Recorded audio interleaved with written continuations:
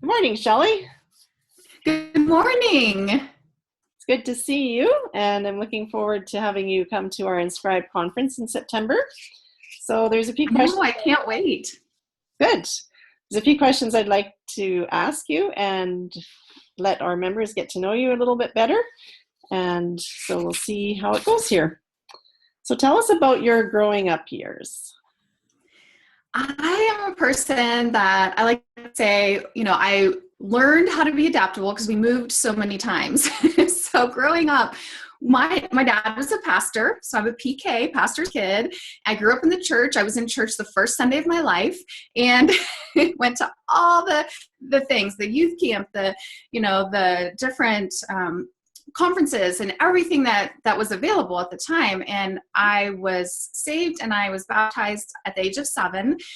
And typically, you think that's going to be, it's a turning point in your life and everything's going to be great, right? Well, the Bible says in this world you will have trouble, but take heart, I, Jesus, have overcome the world. So the very next year, when I tell my testimony, and I won't share all of it here, but the very next year my grandma was murdered. Oh. And at 8 years old, it just rocked my world. Mm-hmm. They had to take me out of the gifted program at school because I was struggling so much. And it was just a really difficult time. We had to move several times because my dad was the executor of the trial, her estate, and was in charge of the trial. And there was a lot of trauma when I was young. Mm-hmm. And, we moved a lot, and yet God is so good. He is so good and he doesn't waste anything. And a lot of what I've been through is what I then share in my books today. All right. Yes, God does not waste any of our pain. And that's something that our members are learning too. In fact, our vice president is going for quadruple heart bypass Oh, wow. So we are praying for her that God will heal her and bring her back to us. But Yes. she's trusting God to take care of her. So our prayers are with you, Tracy. Yes, for sure. So you talked about coming to know the Lord as your Savior. How does your faith influence what you do? Oh, it influences everything I do. I had my degree is in physical therapy. So I had practiced as a physical therapist for 12 years. And my husband and I, during that time, we took a break. We went and we were short-term missionaries in the country of Belize for 2 years. I was able to be a volunteer physical therapist for children with disabilities, some of the most rewarding work of my entire life. And my husband did youth ministry. We came back after those 2 years. I went back into a physical therapy job, but we always knew we wanted to have that freedom again, that time freedom, and be able to minister together. And so I kept looking for ways to earn income online. And it was in 2011 that I quit my job. And I was just, doing a lot of different things. There's a lot more I could go into. But when God really showed me that author coaching was to be, the primary focus of what I was to do, I kind of left it more general. And I wanted to really have it open to many, many people. And it was, it's not a bad thing, but it was in June of, I think it was 2015, I was reading something that my husband sent me, and it was something I think it was John Piper had written, Okay. and he was talking about having a foot in both worlds. And I'm not saying you cannot, there are so many people that are in corporate America, or in jobs.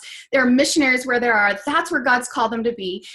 But that wasn't what God had for me. And he was showing me, and I was so convicted, I was trying to have a foot in both worlds. And I was, in my mind, I thought it's going to limit my income. It's going to limit my influence if I just limit it to Christian authors and pray when I open webinars and share my faith and share what God's showing me and teaching me.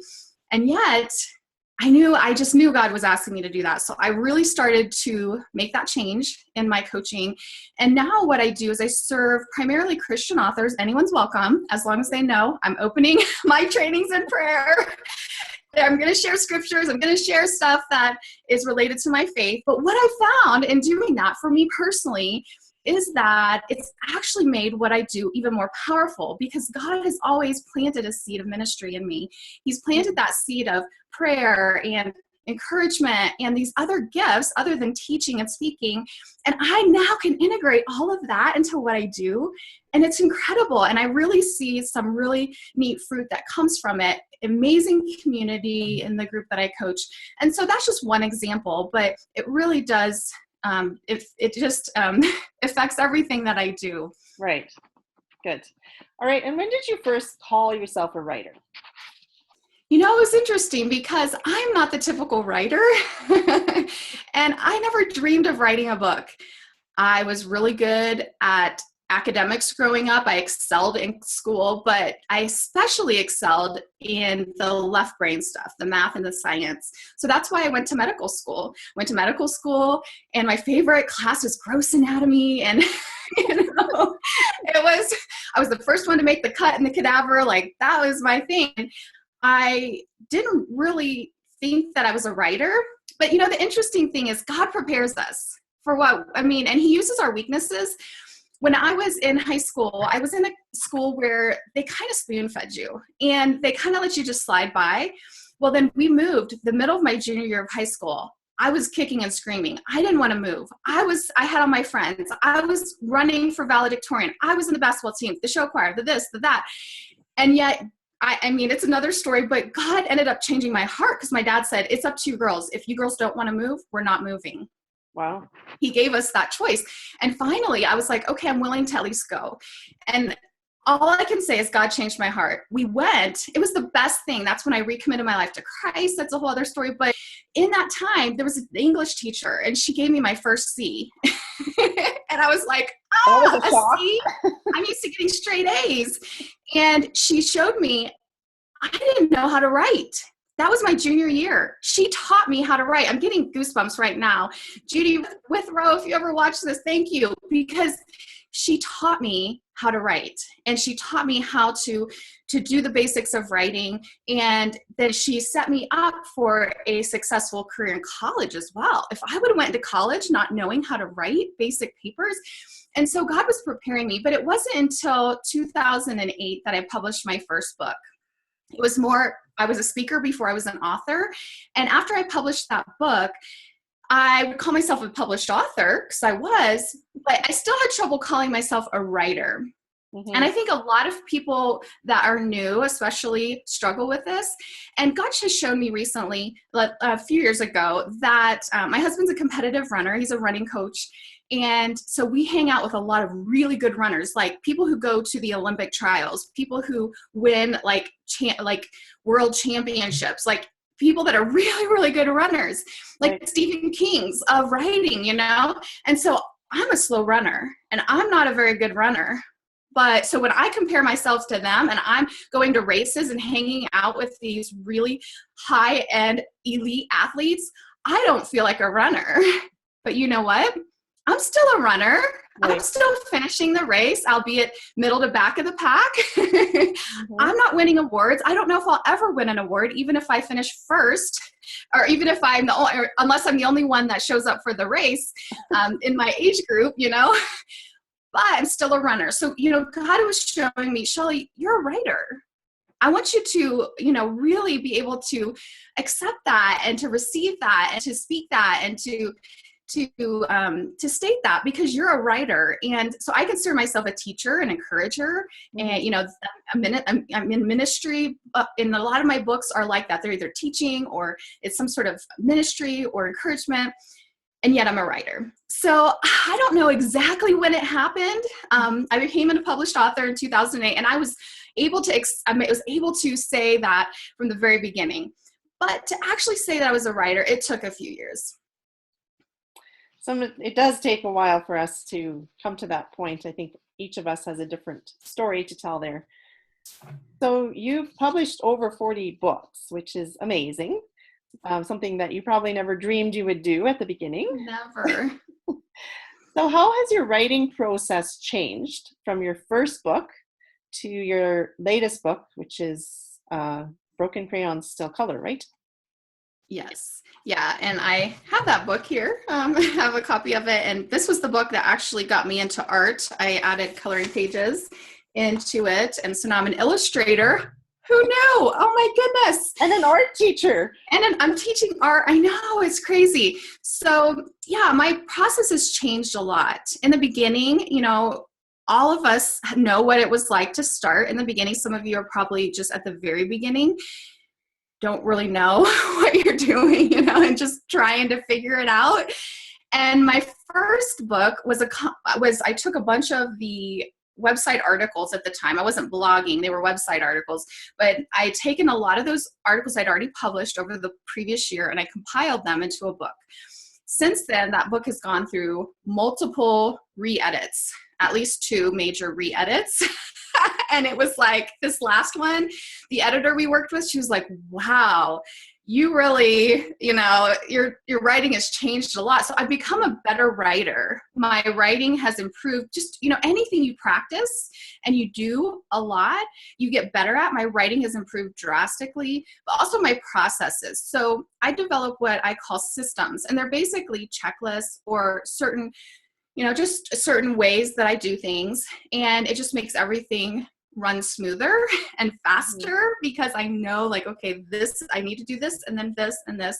I also have a team now, and I've learned so much. I did so many things the wrong way in the beginning, and that's okay. We all learn. And the thing I love with independent publishing, and that's what I do, is I can always upload a revised version, and so you can always go back and upload. And we just did that with my very first book last year. Completely redid it. And I brought on a co-author. And so anyways, it's just been a process of really learning the systems, now having a team. But with this last book, Broken Crayons Still Color, I really wanted it to be some of my best work, and I did some work with a beta group. So I had a beta group that was giving me feedback along the way, as well as my editor, my professional editor. Mm-hmm. I also included a lot more resources to really make it interactive. And what I find is that, especially with Christian living or Bible study type books, I don't call this a Bible study, it's a book study, but it really helps to have more interaction. So I have the coloring pages, I have the discussion questions and the journaling prompts, I have videos with fill in the blank viewers guides, and I have a leader's guide in the back. And so it's really, really interactive, and it really allows anyone, no matter if they're going through it on their own or with a group, to get the most out of the content. Thank you for sharing that. So as a writing coach, what do you find writers struggle with the most? It's really interesting because in the beginning, I just thought writers needed the step-by-step. I thought, okay, if I give them a step-by-step, this is how you do it, and, record all the videos, do all the things, that's all they needed. No. What I found is that so many writers, authors, the biggest thing I think, and what I'm seeing after working really closely with authors over the last few years, is mindset. And there's a lot of stuff we have to work through to even get to the point of applying that step-by-step training. Yeah. So you can have all the step-by-step training in the world, but if you're dealing with self-doubt, with self-sabotage, with fear, with shame, with some of these biggies, these really big things that the enemy wants to come and really get us to stop, it's going to be this huge obstacle to get over. So when I created my free writing week challenge, it's a 7-week challenge, I knew I had to have something in there about mindset. And so I created over 70 different writing affirmations. About half of them are just general, half of them are based on scriptures, and really trying to help writers and authors start thinking about these things. I really encourage a lot of, if you're a Christian author, to have a prayer team, because the enemy is going to want to stop you. And so having a prayer team, and I, especially when I was writing this book, it was the hardest book I've ever written. I don't know that I was in depression. It felt like it. For 5 months while I was finishing that book, and I was emailing my prayer team every week, and then I would think, and I would email them updates. I'm like, oh, that was answered. Yeah, that was, their prayers. And I really believe they got me through a lot of that stuff that I was dealing with, the resistance, the issues. But, it's so important, I think, for writers to realize it's normal. It's normal to feel like you're not good enough. It's normal to have those self-doubts. It's normal to think, why should I write another book on this topic? It's just another book on the same topic. It's already been written. You're not the only one that's ever felt depressed. You're not the only one that's ever had writer's block. You're not the only one that's ever had a spiritual attack or technology problems that may be what my husband and I often call tech demons. You're not the only one. And so I think it's really important as you're writing to be a community of some sort of authors or writers to know that you have support, but also really, really important to have a prayer team, because I do believe that, the mindset stuff, but also the spiritual battle, it can be one of the biggest obstacles that Christian writers especially face. Mm-hmm. I agree so much. We've experienced a lot of that in our Inscribed Christian Writers Fellowship, especially in the executive. So prayer is one of the most important tools. So you've talked about prayer, you've talked about belonging to a writing group. Is there anything else, any other advice you would give to somebody who's just starting out as a writer? Oh, I have so much. You know me, Ruth, I could go on and on, but I'll just share a couple of brief things. And along with the prayer team, one thing that God's really been teaching me and speaking to me lately, and I don't hear the audible voice, but really, in my spirit, is Shelley, create with me, write with me, ask me, be filled with me, and I think it's so easy for me. I don't know about others, but it's easy for me to get in a do mode, a go mode, and to be task oriented, and I need to get this chapter done, or I need to do this, I need to do that. And so just really creating with God, because I find that he has the best ideas. And amazing. I know. And so, it's such a simple thing, but it's just such a transformational thing. But then the other thing I already mentioned too is systems. So develop your own systems, but also learn from others that have gone before you. Time by learning from others. And so, people that come into my program, they'll see what my systems are and what I teach, but they'll adapt it for their own circumstances, their own things, and then make sure you save it somewhere. Have like a notebook where you write everything down that you've done or that you do for certain tasks, or have a digital way that you do that, Evernote or whatever you use, Trello, and have your systems, because it's going to make life so much easier. I even go back to certain things. If I haven't published a book for a while, I'll go back and I'll think, now, how did I do that? Mm-hmm. What was that again? And I have to, check my list. Mm-hmm. They also say it saves brain energy. So we could all benefit from that. But then another thing is just to use the tools that are available to automate as much as you can. So I know a lot of writers, they don't like marketing. They don't like sitting behind the computer doing social media. A lot of writers are introverts. It's not interesting for them to do a lot of the marketing things. And so I really recommend using as many of the tools as you can. There's a lot of things for free or low cost that you can use to automate. And that doesn't mean you're a robot. It means it's still your words. It's still your personality. It's still you, but you're able a lot of times to schedule things. You can batch things. Like I call Wednesdays, right now we're doing an interview. Wednesdays is my interview and coaching day, my live video day. Thursdays is my brain day. So Thursdays is where I batch a lot of the really, more difficult tasks in my business.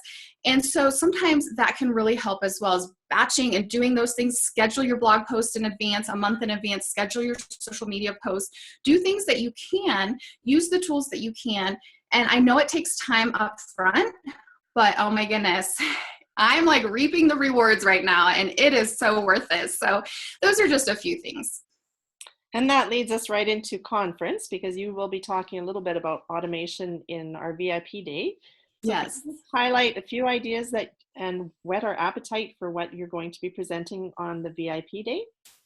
Yeah, so the VIP day, I'll be going through what I call my author automation system. And it really is taking some of the tools that are available to us to automate a system, a follow-up system for anyone who buys or reads your books. And so what this system will do is, whether or not they just find you randomly, or whether they find you on Amazon or get a hold of one of your books, is going to provide a system that's hands-off. So once you set this up, people are going to continue to come in, and I teach you ways to create low-cost items like mugs. Like I created this mug for my Broken Crayon Still Color book.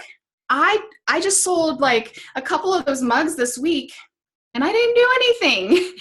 It's because it's automated. And so you can start seeing the sales just coming in naturally as people are buying your books. You can build your email list. All of this can be done without having to be scurrying around, feeling like you have to have a newsletter every month. You can set it and forget it. Now, there's always ways you can feed the system with more traffic. You can make it grow faster, but I love, love, love working smarter and not harder. So what I'm going to do is that day, we're actually going to create a blueprint. So you're going to create a blueprint for your book and for your specific situation. You're going to fill in each of the blanks of that system that I outlined for you. And then we're going to go through each of those steps of what it's going to look like and what that would mean for you and your books. So I'm really excited to have more authors really get acquainted with the system and put it into place. That sounds great. And for your keynotes, what are you sharing with us during that time during conference? So we're going to be talking about writing and community, and talked a little bit about it here on this interview, but the power of having a prayer team, how having a beta group can really help you in writing your book, getting feedback, and really creating a quality book that you're proud of and that will really reach your audience. That's what I found with my Broken Crayon Still Color. This is now my best-selling book, and it's because I think of that beta group. This was originally supposed to be 12 weeks. It cut down to 7 weeks, which that's when you do your market research. That's typically 6 or 7 weeks is typically the length, but I had to cut a bunch out. But anyways, it was a really powerful, powerful thing that I want to share with authors, and also about getting book reviews. And then we're going to also talk about some of the mindset stuff, because if we don't address that, if we don't talk about that, it's going to be that elephant in the room that's going to really be that almost like the silent thing that paralyzes you in your writing career. So I really want to say, let's talk about it. Let's address it. And I've talked a lot about it with my coaching clients. And so I'm really excited to share some of that as well.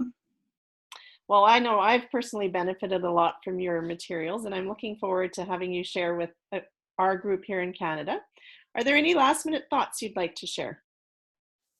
Just really excited to be there with you in September. And I hope many of you do come out for the VIP day and that we're able to spend that intense day together. I'm a person that I am there 150%. So if you're at the conference, definitely make sure to come up to me, get to know me, ask me questions. Let's connect, because, that's who I am. That's what I love to do. And so I look forward to meeting you and seeing you at the conference. Thank you very much, Shelley. Thank you, Ruth.